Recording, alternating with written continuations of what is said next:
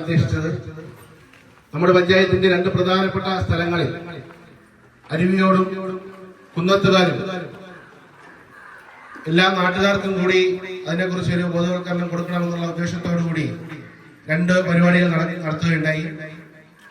വളരെ നല്ല സഹകരണമാണ് നാട്ടുകാരും അതുപോലെ തന്നെ പഞ്ചായത്തിന്റെ പ്രതിനിധികളും ആ പ്രോഗ്രാമിനോട് നമ്മോടൊപ്പം സഹകരിച്ചു. അവരുടെ പേരിൽ കൃത്യമായി സ്വാഗതം ചെയ്തു. അടുത്തതായി സ്വാഗതം ആശംസിക്കേണ്ടത് ഈ വേദിയിൽ ഉദ്ഘാടന കർമ്മം നിർവഹിക്കാൻ വേണ്ടിയിട്ട് എത്തിയിട്ടുള്ള ബഹുമാനിയായ പഞ്ചായത്ത് പ്രസിഡന്റ് അമ്പിളി അവർക്കാണ്.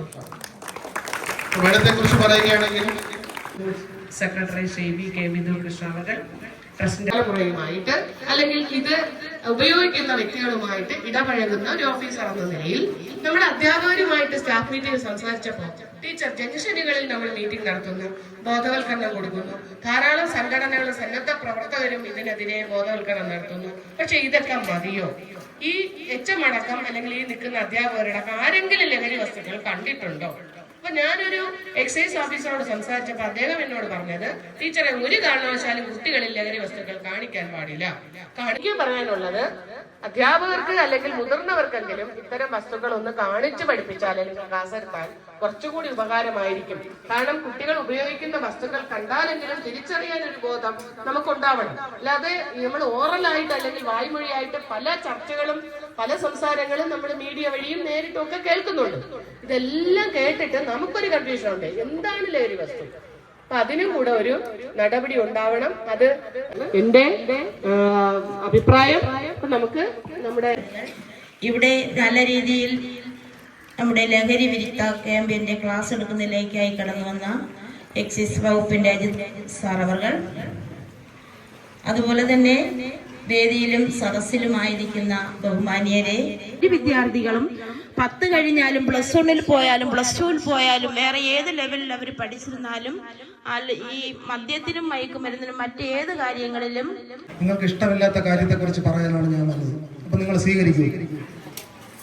എന്തിനെ കുറിച്ച് പറയാനാണ് ഞാൻ വന്നിരിക്കുന്നത്? ലഹരിയെ കുറിച്ച്. ലഹരി ആർക്കെങ്കിലും ഇഷ്ടമുണ്ടോ? അപ്പൊ ഞാൻ പറയും ലഹരി നല്ലതുമുണ്ട് മോശവുമുണ്ട്. ലഹരി എന്ന് പറഞ്ഞാൽ എന്താണ്? നിർബന്ധിച്ചു, അമ്മ നിർബന്ധിച്ചു അല്ലേ? അടുത്ത ദിവസം നമ്മൾ ചെല്ലുമ്പോൾ തനിയെ നമുക്ക് ചായ കുടിക്കണം, കൈ താഴ്ത്തി കേട്ടോ, തനിയെ ചായ കുടിക്കണം എന്നൊരു തോന്നലുണ്ടായി, ഒരു കൊതി ഉണ്ടായി. ഈ കൊതിയാണ് ലഹരി എന്ന് വിളിക്കുന്നത്. ചായ കുഴപ്പമുണ്ടോ? ഇല്ല, ചെറിയ കുഴപ്പമുണ്ടെന്നാണ് പറയുന്നത്. എന്നാലും നമ്മളെ ബാധിക്കുന്ന പ്രശ്നങ്ങളൊന്നും അതിനകത്തില്ല. എന്തായാലും ചായ കുഴപ്പമില്ല. നിങ്ങൾക്ക് അതുപോലെ പല ലഹരികളുമുണ്ട്. ക്രിക്കറ്റ് ലഹരിയായവരില്ലേ? സച്ചിൻ ടെണ്ടുൽക്കറിന്റെ ലഹരി ക്രിക്കറ്റാണ് അല്ലേ? ഇപ്പൊ നിങ്ങൾക്ക് സച്ചിനെ അറിഞ്ഞൂടെ? ഞാൻ എന്റെ പ്രായം വെച്ചിട്ടാണ് സച്ചിൻ ടെണ്ടുൽക്കറിനെ പറഞ്ഞത്.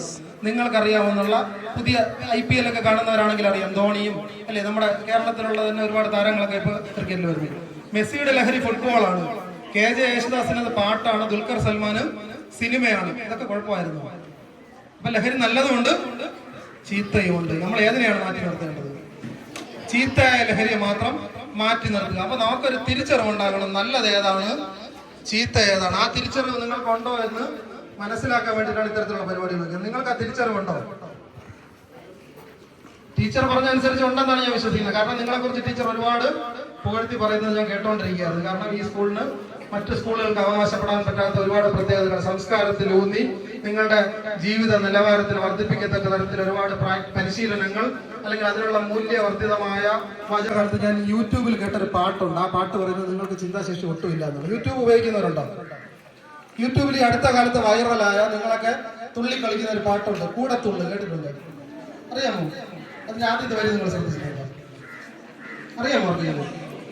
ചിന്താധമനിയിൽ ധൂളി കയറി കുറിച്ച് പഠിച്ചില്ലേ? ഫ്രണ്ടിലിരിക്കുന്നവർ പഠിച്ചില്ല.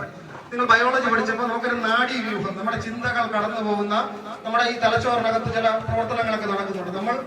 നമ്മുടെ ശരീരത്തിൽ ചൂട് അനുഭവിക്കുമ്പോൾ നമ്മൾ പെട്ടെന്ന് കൈയെടുക്കുന്നുണ്ടെങ്കിൽ, കാലിൽ മുള്ളു കൊള്ളുമ്പോൾ കാല് വലിക്കുന്നുണ്ടെങ്കിൽ, അല്ലെങ്കിൽ ഒരു പട്ടിയെ കാണുമ്പോൾ നമുക്ക് കല്ലെടുത്തെറിയണമെന്നൊക്കെ തോന്നാറുണ്ട് ചില ആൾക്കാർക്ക്. അല്ലെങ്കിൽ കല്ല് കുനിഞ്ഞെടുക്കുന്നുണ്ടെങ്കിൽ നമുക്ക് എന്തെങ്കിലുമൊക്കെ ഒരു പ്രവൃത്തി ചെയ്യണമെങ്കിൽ അതിനാവശ്യമായ സിഗ്നലുകൾ നമുക്ക് നമ്മുടെ ശരീരത്തിന്റെ വിവിധ ഭാഗങ്ങളിലേക്ക് കടന്നു പോകുന്ന ചെറിയ ചെറിയ കുഴലുകളുണ്ട് അല്ലെ, നാഡീവ്യൂഹം. ആ നാഡികളിലൂടെയാണ് ഈ സിഗ്നലുകൾ നിങ്ങൾക്ക് തരുന്നത്. ഈ ചിന്താധമനിയിൽ, ഈ നെർവസ് സിസ്റ്റത്തിലേക്ക് ധൂളി കയറി എന്നാണ്. ധൂളി എന്ന് പറഞ്ഞാൽ എന്താണ്? നിങ്ങൾക്കും ഇത്തരത്തിലുള്ള പൊടി വലിച്ചാൽ എന്തൊക്കെ കിട്ടുമെന്ന് തോന്നിയല്ലേ? ഈ പൊടി നമ്മുടെയൊക്കെ നെർവസ് സിസ്റ്റത്തിൽ നാഡീവ്യൂഹത്തിൽ കടന്നു കയറി എങ്കിൽ ഈ മനുഷ്യൻ ജീവിച്ചിരിക്കും. നിങ്ങളൊന്ന് ആലോചിച്ചു. ഞാൻ കണ്ടക്ടറായിട്ട് ജോലി ചെയ്തിട്ടുള്ള ആളാണ്. ഞാൻ ആലോചിച്ചത് ഞാനായിരുന്നെങ്കിൽ ഇങ്ങനെ കൈവച്ചിട്ട് വിചാരിക്കും, കഷ്ടം, ആ മനുഷ്യന്റെ വിധിയാണ് ബസ്സിൽ നിന്ന് വീണ് മരിക്കാനുള്ളത്, അല്ലേ? നമ്മുടെ ശരിയായ സമയത്ത് ശരിയായ ചിന്ത ഉണ്ടാകും. ആ ചിന്തയ്ക്ക് ഒരു പേര് പറയും. ആ ചിന്തയാണ് നമുക്ക് നഷ്ടപ്പെട്ടുകൊണ്ടിരിക്കുന്നത്. ആ ചിന്തയ്ക്ക് പറയുന്ന പേര് ക്രിട്ടിക്കൽ തിങ്കിങ് എന്നാണ്. കേട്ടിട്ടുണ്ടോ നിങ്ങൾ?